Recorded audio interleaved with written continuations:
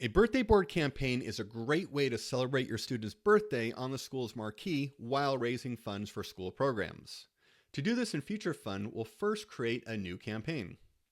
We'll enter our name in, a birthday board, and I have my description ready to go. Select our fund, and finally the campaign type.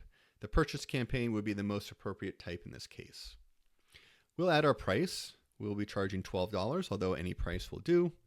And we'll go ahead, hit build our campaign. And our campaign is ready to go. So if I click on the share, you'll notice here there's a store link. I can copy this and open this in a new window, and we have our campaign ready for sale. But you'll notice that we're missing two key pieces of information. We're missing the student's name, and we're also missing their birth date. FutureFund allows a form to be attached to any campaign, and that form will be completed during the purchase process. So to do that, I'll go to Registration, Forms. I'm going to add my new form here, and we'll just call this Birthday Board. And then I'm going to add a short text box. This will be student's name. This was required.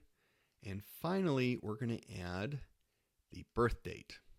And this will just say birth date and make that required as well. Now, there's a good question as to why we have a date and a birth date element in FutureFund. The birth date element would be most appropriate for collecting this information because we're only going to collect the month and the day. And this will allow us to export this data and sort it quite easily in a spreadsheet if needed. I'll go ahead, hit save. I'm going to head back over to our store and go to our birthday board campaign. And now I'm going to link that form we just created to this campaign. And you can easily do that by clicking on the edit button.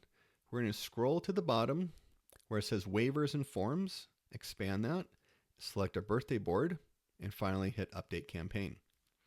Now when I come back over here, when I'm ready to make my purchase, I'll click on add to cart. You'll notice that we are now asking for that information. So students' names, I can add Liz, and I can set the birth date to just about anything I like. Go ahead, hit save, and go through my checkout process here as well. After orders have been placed, you can view the responses in FutureFund. You'll see here we have one order, and the student's names and birth date are being displayed here. If needed, this information can be exported as well.